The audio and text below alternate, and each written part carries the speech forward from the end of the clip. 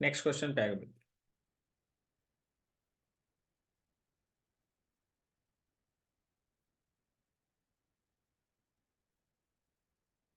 Section 2, maximum marks 12 है। इसमें हम लोग के पास 3 क्वेश्चन है जिसमें 4 ऑप्शन है, वन और मोर देन वन करेक्ट, एक या एक से ज्यादा सही, मल्टीपल चॉइस। फिर जैसे कि आपको पेपर 1 में भी समझाया गया था कि 4 मार्क्स है करेक्ट के लिए, और ये तभी ऑप्शन मतलब 4 मार्क्स आपको मिलेगा जबकि जितना भी करेक्ट आंसर होगा वो सारा टिक हो और एक भी गलत आंसर टिक ना हो, तभी आपको +4 मिलेगा।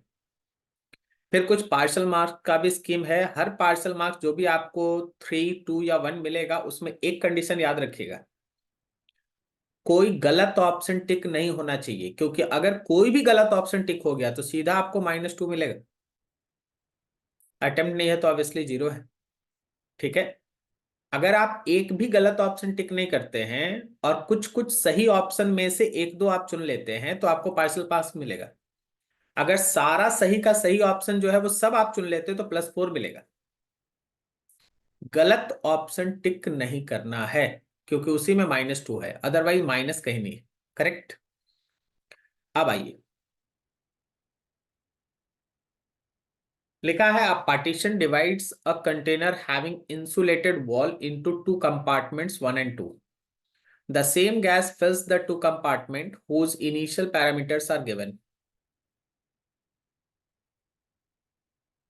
The partition is a conducting wall which can move freely without friction. Which of the following statement is are correct with reference to the final equilibrium position? बीच में अगर ये कंडक्टिंग वॉल है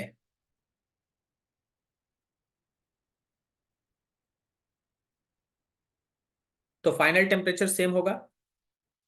friction less है, कोई रोकने वाला नहीं। Friction less अगर है तो दोनों तरफ का प्रेशर भी सेम होगा। मतलब अगर हम इसका एक फाइनल फिगर बनाए पहले इस कंटेनर का, तो इस कंटेनर का फाइनल फिगर में कहीं आप मान लीजिए कुछ इस तरीके का कि यहाँ पे है ना वो बीच वाला पार्टीशन आके रुका हुआ है, तो दोनों तरफ का फाइनल प्रेशर सेम होगा, पी फाइनल, तो इधर भी पी फाइनल। वॉल्यूम अलग अलग होगा, मान लो V1 है तो वॉल्यूम V2 है। दोनों तरफ का टेम्परेचर सेम होगा। सही है। तो फाइनल प्रेशर दोनों तरफ सेम होना है, temperature volume. For left portion, आप लेफ्ट पोर्शन या राइट पोर्शन कोई भी एक से डिस्कशन स्टार्ट कर सकते हैं। फॉर लेफ्ट पोर्शन क्या लिख सकते हैं? P initial V initial by R T initial, number of moles initial, और जो नंबर ऑफ मोल्स फाइनल है P final V final by R T final. तो P इनिशियल P है, वॉल्यूम V है, R है, T है, और यहां आएगा P फाइनल हम लोगों को निकालना है। V फाइनल में हम लोग यहाँ पे लेफ्ट वाले पोर्शन के लिए V1 लिख रहे हैं और यहाँ RT है। तो R और T से ये R और T कटा, आपको मिला P dot V is equals to P final and volume 1। क्या हम लोग यहां से ऐसे लिख सकते हैं? PV by P final is equals to volume 1। अब इसी काम को तुम राइट पोर्शन के लिए एक बार रिपीट करो। For right portion, right hand side के पोर्शन के लिए फिर से P initial V initial by RT initial इस P final V final by RT final. तो उसका प्रेशर इनिशियल 2P है, उसका वॉल्यूम इनिशियल 2V है और RT है। यहाँ प्रेशर फाइनल निकालना है, वॉल्यूम फाइनल को हम लोग V2 लिख दे हैं और RT है, RT कट गया यहाँ भी। तो ये हो गया 4PV by P final is equal to V2। एक बात तो तय है ना कि जो दोनों वॉल्यूम का सम आएगा, V1 और V2 का जो सम आएगा वो शुरुआत में जितना वॉल्यूम था उसी के बराबर आएगा, V प्लस। तो V1 के जगह पर हम लोग लिख दिए PV by P final, V2 के जगह पे हम लोग लिख दिए 4PV by P final and that is equals to 3V। अभी गौर करो, यहां पे हम लोग के पास लेफ्ट हैंड साइड में आ गया 5PV by P final is equals to 3V। तो V से V कटा, तो आपके P फाइनल का वैल्यू हो गया 5P/3। ये P फाइनल फाइनल प्रेशर, तो final pressure in compartment is 5P/3, ये करेक्ट हो गया। Final pressure in the two compartments are equal, ये भी सही है। अब आइए वॉल्यूम पर। V1 और V2 का वैल्यू हम लोगों के पास इतना है। अब V1 हम लोग कितना निकालेंगे, तो मेरा V1 है PV by P final. PV by P final कितना आ गया भाई, 5P/3, तो ये आ गया 3V/5। Volume of compartment 1 is 3V/5, ये भी सही है। और अगर हम V2 निकालते हैं तो ये आता 4PV/P फाइनल, ये आ गया 4PV और P फाइनल आ गया 5P/3, PP कट गया, ये आ गया 12V/5, तो ये भी सही है। मतलब ये चारों का चारों ऑप्शन इस बार सही है, चारों ऑप्शन सही है। इसको थोड़ा छोटा करके आप लोग है ना एक बार बढ़िया से इसको देख लीजिए। थर्मोडायनेमिक्स का क्वेश्चन है।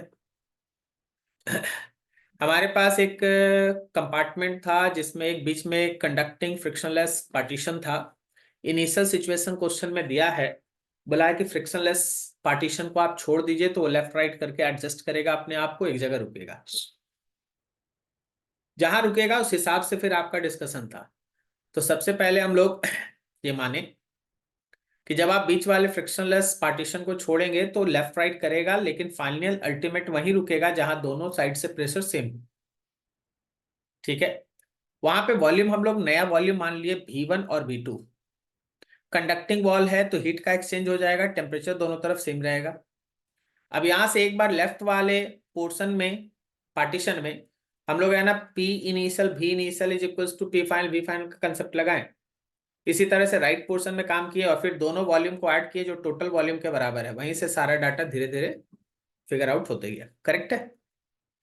चलो नेक्स्ट क्वेश्चन।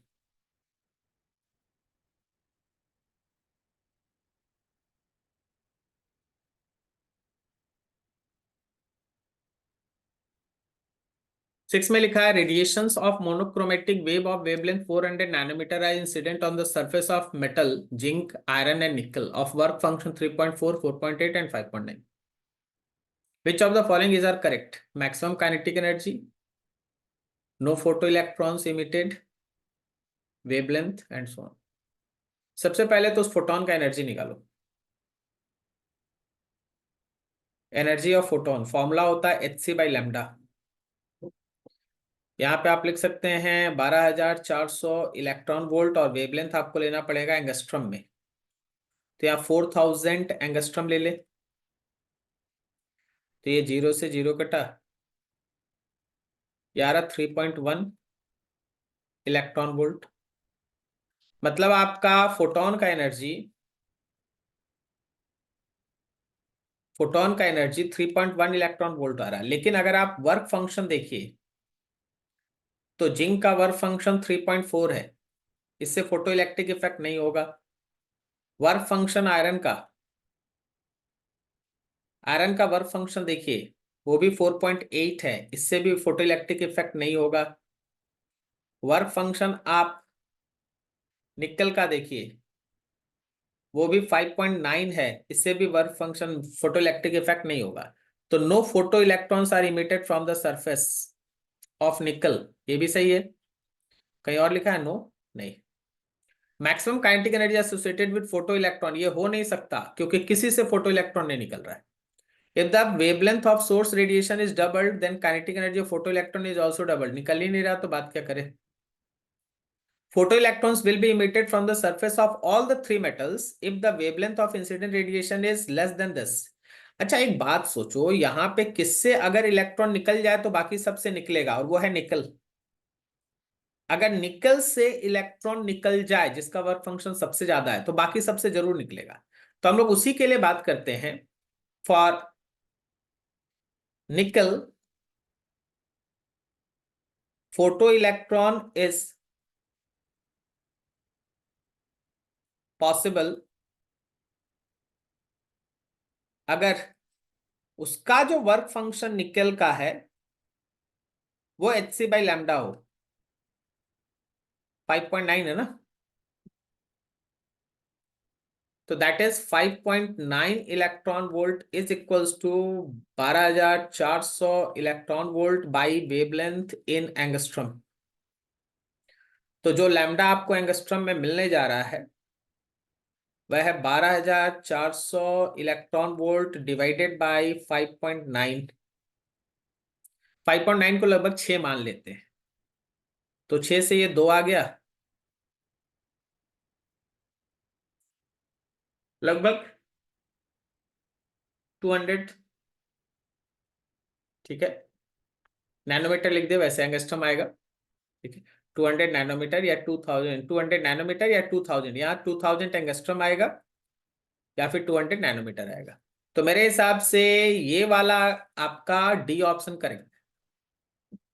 वेवलेंथ अगर 200 नैनोमीटर से छोटा है या 2000 एंगस्ट्रम से छोटा है तो निकल से फोटो इलेक्ट्रॉन्स निकाल सकेगा, तो बाकी सबसे जरूर निकलेगा।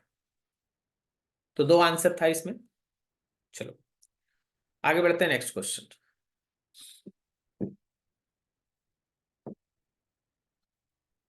7 में लिखा है a small hole of area A is at the bottom of a container of area A. The liquid is filled up to height h from base. As liquid comes out then. अच्छा, जो liquid यहां से बाहर आएगा, मान लो ऊपर का एक वेलोसिटी v1 है, नीचे का यहाँ वेलोसिटी v2 है। हम लोग को level of liquid, acceleration eight top, acceleration of top surface, इस पे बात करना है। तो हमको टॉप का वेलोसिटी चाहिए, हमको टॉप का वेलोसिटी चाहिए। करेक्ट है। क्या हम लोग सीधा ऐसे, याद है आपको जब हम लोग टॉर्सलिस थ्योरम पढ़ रहे थे, तो velocity of liquid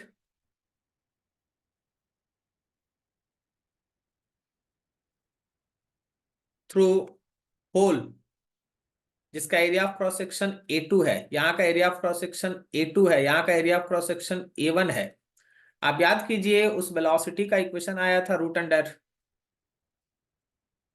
2gh 1 minus A2 का स्क्वायर बाई A1 का स्क्वायर, यही था। इसको हम लोग प्लेस करेंगे, हम लोग नीचे होल से लिक्विड अभी निकाल ले, फिर इक्वेशन ऑफ कंटिन्यूटी लगा के उसको ऊपर से कन्वर्ट करेंगे। 1 माइनस A2, A2 मतलब नीचे का area which is A/3, A1 मतलब ऊपर का एरिया A उसका square, then V2 is equals to root under 2gh divided by 1 minus 1/9 आ रहा है। 1/9 का मतलब नीचे 8 हो गया, 2gh यहां पे आ गया 8/9। तो क्या ये मेरा V2 का वैल्यू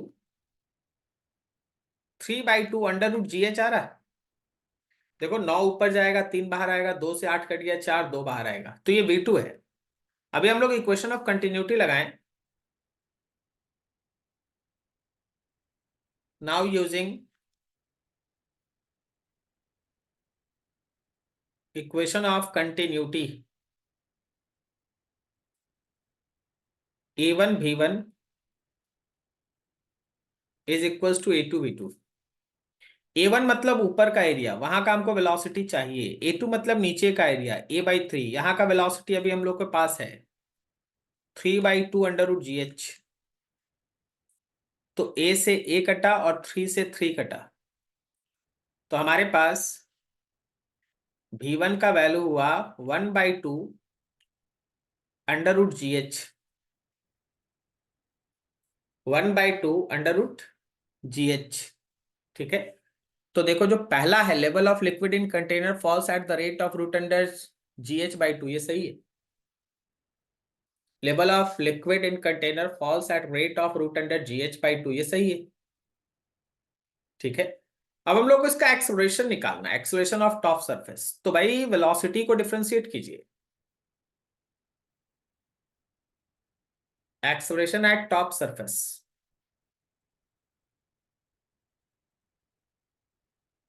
तो acceleration is equals to dv/dt, d/dt of v1 का वैल्यू 1/2 रूट अंडर GH, इसमें से √g/2 को बाहर रखो, d/dt ऑफ h पे पावर 1/2 करो। So acceleration is equals to root under g/2, power आगे आ गया, पावर में से एक माइनस करो और फिर लिखो dh/dt।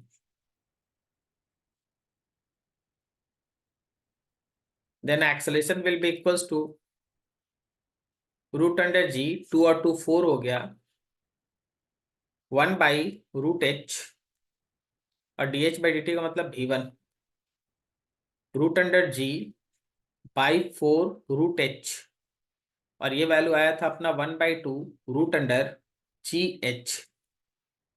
रूट h से ये h कैंसिल, और रूट जी मिलकर g हो गया, नीचे 4 और 2 8 हो गया, g/8। तो B answer, acceleration of top surface of liquid is g/8। तो सी तो होगा नहीं, तो ए और बी दो आंसर। बेहतर